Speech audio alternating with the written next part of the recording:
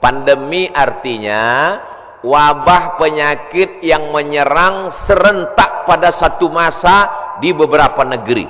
Itu arti pandemi menurut Kamus Besar Bahasa Indonesia. Jangan pandemi kata orang, pandemi juga kata kita. Pas ditanya orang apa itu pandemi, ya masih sejenis demi-demi juga lah.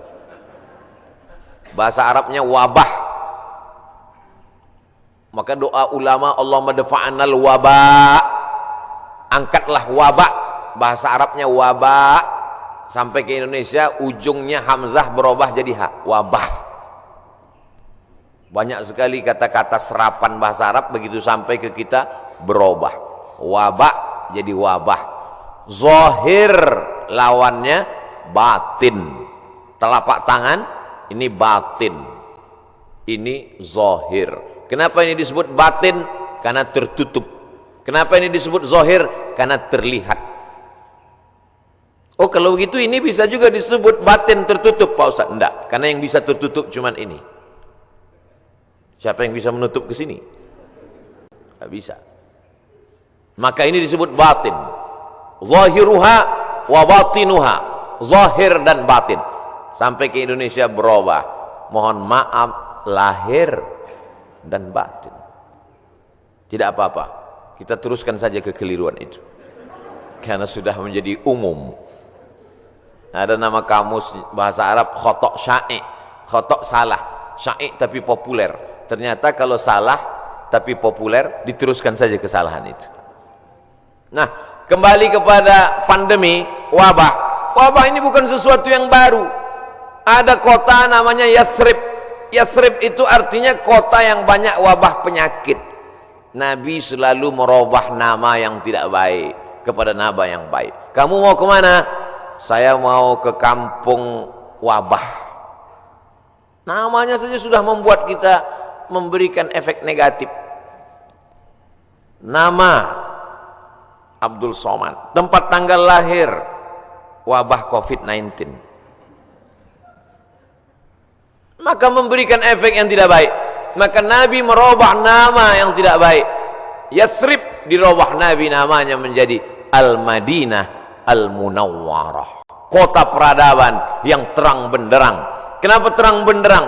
Ketika Nabi datang ke sana, maka terang benderanglah hati mereka, terang benderang pikiran mereka, terang benderang kota Madinah. Mereka sambut dengan Tola'al Badru alaina. Badru artinya bulan purnama yang terang benderang. Kalau bulan itu bulat, namanya Badar. Kalau bulannya masih sabit, namanya hilal. Yang selalu dicari-cari orang, hilal. Hati-hati kalau ibu punya suami hilal. Saudaraku yang dimuliakan Allah Subhanahu wa taala. Maka pandemi, wabah menyebar sudah terjadi sejak lama. Makanya dalam hadis dikatakan al-mat'unu syahid. Orang yang meninggal karena wabah ta'un, wabah penyakit, pandemi, maka dia mati syahid. Saudara kita, sahabat kita, kawan kita, tetangga kita, satu sekolah dengan kita, meninggal dunia. Berikan kabar gembira kepada istrinya kalau suaminya meninggal. Sabar Pak, dia meninggal sebagai seorang syahid. Wala taqulu liman yuqtalu fi sabilillahi amwat.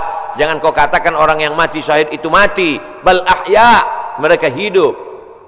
Tapi mereka meninggalnya ketika mau Idul Fitri, Pak Ustaz, bajunya sudah dibeli. Ada yang lebih sayang kepada dia daripada kita.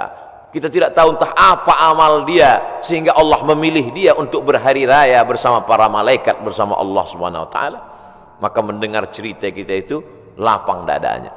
Kata-kata kita mestilah menjadi setawar sedingin, menawarkan hati yang luka, mendinginkan hati yang panas dari ucapan kata-kata yang menyejukkan. Kalau kita tidak bisa menenangkan orang dengan materi, maka tenangkanlah dengan kata-kata. Rezeki di masa pandemi berkurang. Berapa banyak pegawai, pekerja perusahaan yang di PHK, dirumahkan, kolaps perusahaan, bisnis. Bahkan ada seorang bisnismen yang cerita ke saya, Ustaz Somad, semua bisnis buatan manusia hancur roboh diterjang badai pandemi COVID-19. Yang bisa bertahan adalah yang buatan Allah Subhanahu wa taala. tanaman kelapa sawit, harga karet, kelapa bertahan. Bisnis yang diciptakan, dibuat manusia, dikreasikan manusia, tumbang Pak Ustaz. Tapi orang beriman tidak pernah berputus asa. Kenapa? Karena dia melihat, memandang itu sebagai hakikat yang datang dari Allah Subhanahu wa ta'ala. Dia berpikir cerdas. Dulu ketika rezeki saya lancar, bisnis saya sampai tidak sempat ke masjid Ustaz, sampai tidak sempat ikut pengajian. Alhamdulillah, dengan adanya pandemi ini kami masih bisa menyekolahkan anak, masih bisa makan, mungkin rezeki berkurang, tapi saya lebih sering ngaji Pak Ustaz. Oh, jadi kamu sering pengajian? Iya, tapi wajah kamu nggak pernah terlihat. Saya pakai masker Pak Ustaz. Kamu sering ikut kajian saya? Ikut Pak Ustaz, tapi saya nggak pernah ngelihat kamu. Saya jamaah online Pak Ustaz. Insya Allah yang ikut pengajian online, surganya tetap offline. Jadi jangan khawatir. Ini ada juga ustaz-ustaz yang menakut-nakuti jamaah, yang selama ini hanya online saja, surganya pun online. Untung jamaahnya kurang cerdas. Kalau jamaahnya cerdas, mana ada surga online? Surga online itu surga bid'ah. Saudara yang dimuliakan Allah Subhanahu wa taala, jadi ketika kita melihat sesuatu itu dengan perenungan, maka sesungguhnya ada hikmah yang luar biasa di balik apa yang diberikan Allah. Asa an takrahu syai'an, boleh jadi kau benci sesuatu, fa huwa khairul lakum, tapi di balik kebencian kamu itu ada manfaat hikmah yang luar biasa. Asa an takrahu syai'an, boleh jadi kamu tidak suka pada sesuatu, wa yaj'alallahu fihi khairan katsira, dijadikan Allah di balik itu semua ada kebaikan-kebaikan. Tapi kadang kita susah untuk berpikir cerdas, cermat, jernih di tengah hiruk pikuk suara orang banyak. Gimana kata kalau kita mau berpikir saat di tangan kita dua handphone, yang satu IG, yang satu Instagram? Gimana kita mau berpikir jernih di saat kita sedang di tengah orang yang pikirannya berkecamuk? Maka bangunlah di tengah malam, seperti jamaah yang dikatakan protokol tadi, yang datang jam 3 malam ke masjid. Kalau dia sampai ke masjid jam 3, tentu bangunnya jam 2. Yang sholat subuh jam 7.30, nggak tahu bangunnya jam berapa. Dia datang ke masjid, tentu dia bangun, habis itu dia mandi, terapi mandi segar, menyegarkan tubuhnya, menyegarkan pikirannya, bersih, gosok gigi, suci, menghadap Allah SWT, sholat sunat wudhu 2 rakaat, sholat sunat taubat, sholat sunat tahajud, sholat sunat hajat, sholat sunat witir, berzikir, menjelang azan berkumandang ke masjid. Jernih pikirannya melihat ini.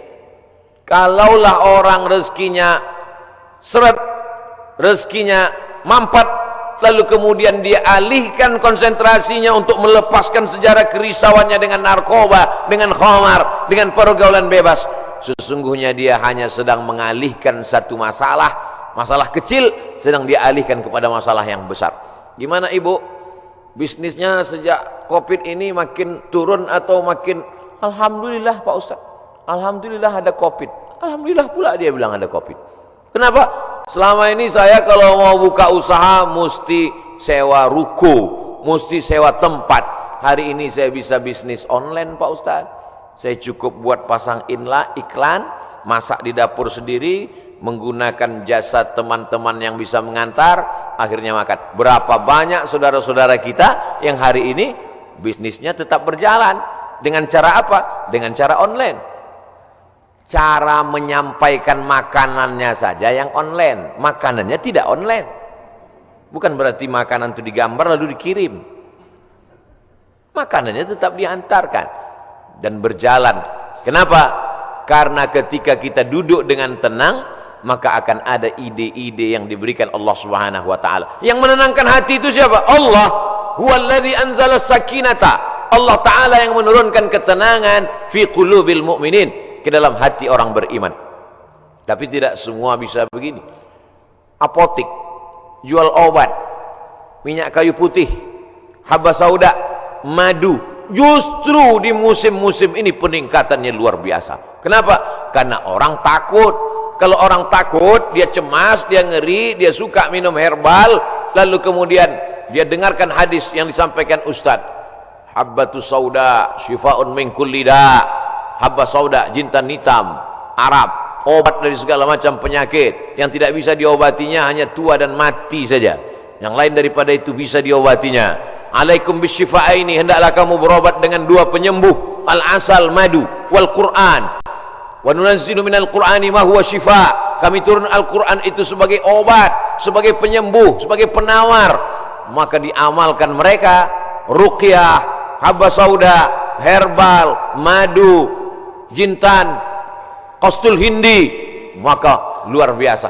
Tapi saya tidak bisa berpindah dari bisnis ini ke sini, Pak Ustaz. Loh, yang mengatakan engkau tidak bisa bisnis dari pakaian ke herbal itu siapa?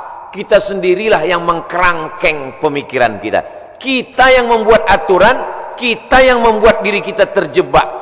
Saya sudah usaha pakaian, maka saya tidak bisa berpindah ke usaha lain. Yang membuat kaedah itu diri dia sendiri, dia sendiri membuat kerangkeng, dia sendiri yang berada di dalam, dia sendiri yang menguncinya. Itu sama seperti orang yang membuat kerangkeng besi, dia masuk ke dalam, dia kunci dari dalam, dia buang kuncinya keluar. Dia mengkerangkeng dirinya. Kamu bisa berpindah dari dagangan pakaian ke jualan herbal, berpindah dari berdagang bisnis ini beralih ke sini. Itu adalah pilihan yang ada pada diri kita sendiri. Ada pilihan yang tidak bisa kita pilih. Abdul Somad menjadi orang Melayu, datang dari pulau Sumatera. Itu tidak bisa kita memilih. Saya tidak bisa memilih. Malaikat tidak pernah dulu memberikan saya pilihan di alam rahim, Abdul Somad, kau mau jadi orang mana? Mau jadi orang Amsterdam atau mau jadi orang Riau? Tak ada. Itu bukan pilihan saya. Itu pilihan takdir dari Allah Subhanahu wa taala. Tapi ada masanya kita bisa memilih antara bisnis ini atau ini, beralih ini atau ini. Ustaz, ada yang mau saya tanyakan Ustaz? Ya silakan. Bolehkah saya beralih bisnis? Boleh. Yang tak boleh beralih ke lain hati. Saudaraku yang dimuliakan Allah Subhanahu wa taala. Jadi bagaimana tiba-tiba pikiran kita menjadi sempit sampai tidak nampak solusi?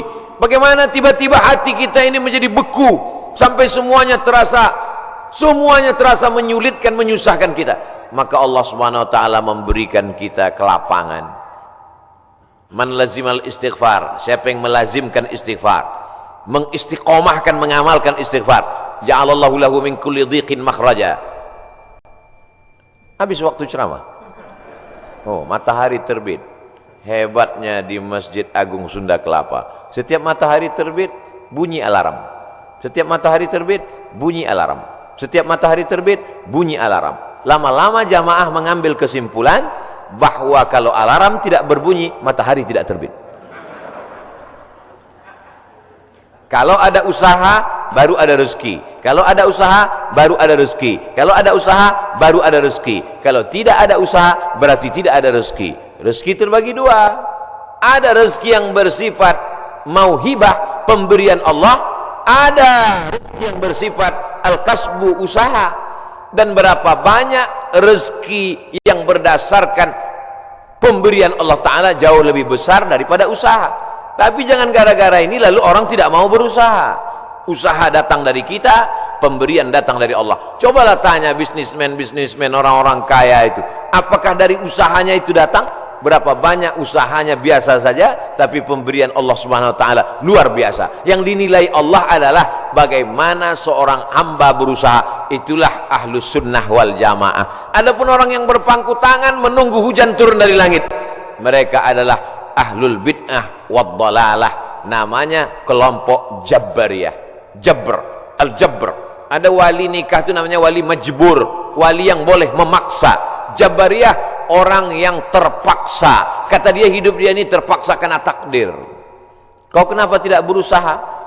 Semua sudah ditakdirkan Allah. Kau kenapa mabuk?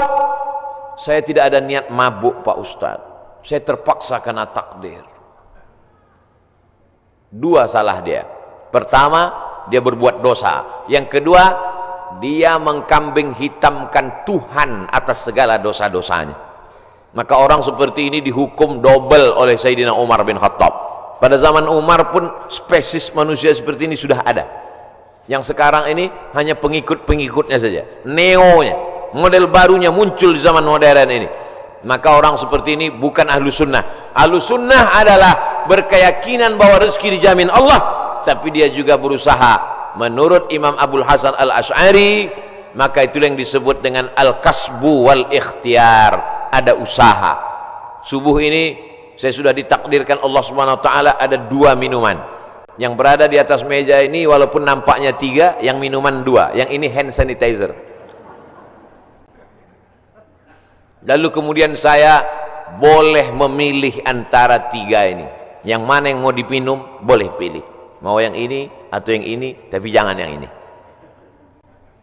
Ketika dia sudah diberikan kepada saya, maka ini milik saya, ini udah takdir saya, ini ketetapan untuk saya. Tapi saya mesti menggerakkan tangan saya, mesti memasukkannya ke mulut saya. Semuanya datang dari Allah. Gerak ini tangan bisa bergerak, itu pun dari Allah. Hati ini untuk condong kemana, itu pun dari Allah. Itulah mengapa dikatakan wallahu khalaqakum wa ma ta'malun. Allah menciptakan kamu dan perbuatan kamu. Perbuatan kamu itu pun juga ciptaan Allah, karena semua datang dari Allah. Menulis, tangan yang menulis ciptaan Allah. Pena, kertas, itu pun ciptaan Allah. Maka dikatakan bahwa kamu dan perbuatan kamu adalah ciptaan Allah. Tapi kita punya pilihan. Wa nafsin wa ma sawwaha, demi jiwa dan penciptaannya. Fa alhamaha fujuraha, ada jalan kiri, jalan fujur, jalan bengkok, jalan hitam. Wa taqwaha, jalan kanan, jalan baik, jalan putih. Maka kita tinggal memilih. Ketika pilihan kita benar, kita dapat surga. Walladzina amanu wa 'amilus solihati ulaika ashabul jannah. Walladzina kafaru wa kadzdzabu biayatina ulaika ashabun nar. Jangan dengan penuh kesadaran sendiri menabungnya di bank konvensional haram, duitnya duit riba, dimakan dengan penuh kesadaran. Ketika ditanya, kau makan riba? Iya, tapi ini haram. Takdir, susah saya menolaknya, Ustaz. Tidak bisa begitu, karena kita punya pilihan untuk mengalihkan dia dari konvensional ke syariah. Kita punya pilihan untuk memilih antara yang haram dengan yang halal. Ketika pilihan itu tepat, disitulah balasan datang dari Allah Subhanahu wa ta'ala. Saudaraku yang dimuliakan Allah, ada orang yang sanggup memilih, tapi dia tidak mau. Ada orang yang tidak tahu, ada yang pura-pura tidak tahu. Maka semua jenis manusia ini nanti akan mempertanggungjawabkannya di hadapan Allah Subhanahu wa ta'ala. Dengan mengaji kita menjadi tahu. Setelah tahu, ujiannya lebih berat. Selama ini kita tidak tahu, kadang-kadang ada enaknya juga tak tahu. Ada mahasiswa lama, ada mahasiswa baru. Mahasiswa lama dengan mahasiswa baru duduk di tempat yang sama, mau daftar ulang di awal tahun ajaran. Tiba-tiba turun seseorang lewat. Mahasiswa lama lari pontang-panting. Mahasiswa baru nyantai sambil duduk merokok, ngelihat cuek aja. Memangnya yang lewat itu siapa? Rektor. Kenapa mahasiswa lama lari pontang-panting? Dia kenal, dia tahu. Kenapa mahasiswa baru cuek saja seperti tak ada masalah? Karena tidak tahu. Makanya banyak orang sekarang tidak mau tahu dengan agama. Kenapa? Karena kalau saya tahu nanti jadi takut. Padahal takut itulah yang dipesankan oleh khotib di atas mimbar. Takutlah kepada Allah. Itulah yang kita tanamkan selama Ramadan 30 hari. 30 malam. Malamnya qiyam, siangnya siam. Akhir daripada target puasa itu adalah la'allakum tattaqun. Takut. Salat, tegak, ruku, sujud, subuh, zuhur, asar, maghrib, isya, tahajud, witir, doa, qabliyah, ba'diyah. Apa yang ingin dicapai? Inna salata tanha 'anil fahsya wal munkar. Kajian subuh, kajian kita ini, apa target visi misi dari kajian ini? Kajian ini supaya takut kepada Allah, jangan sampai makan haram, jangan gara-gara pandemi ini lalu kita kemudian berubah keyakinan. Makanya pesan Nabi, qul amantu billah, berilah aku pesan ya Rasulullah. Kalau sudah aku terima pesan yang singkat padat ini, aku tidak akan bertanya lagi kepada siapapun. Katanya, amantu billah, katakan aku beriman kepada Allah. Tsumma istaqim, istiqamah. Istiqamah. Sebelum pandemi istiqamah, berusaha dengan rezeki yang halal. Setelah pandemi pun juga istiqamah. Mudah-mudahan kajian ini membuat kita tetap istiqamah, tetap kuat iman dan Islam. Kita sampaikan kepada sahabat jamaah semuanya bagaimana menghadapi pandemi tetap dengan rezeki yang halal.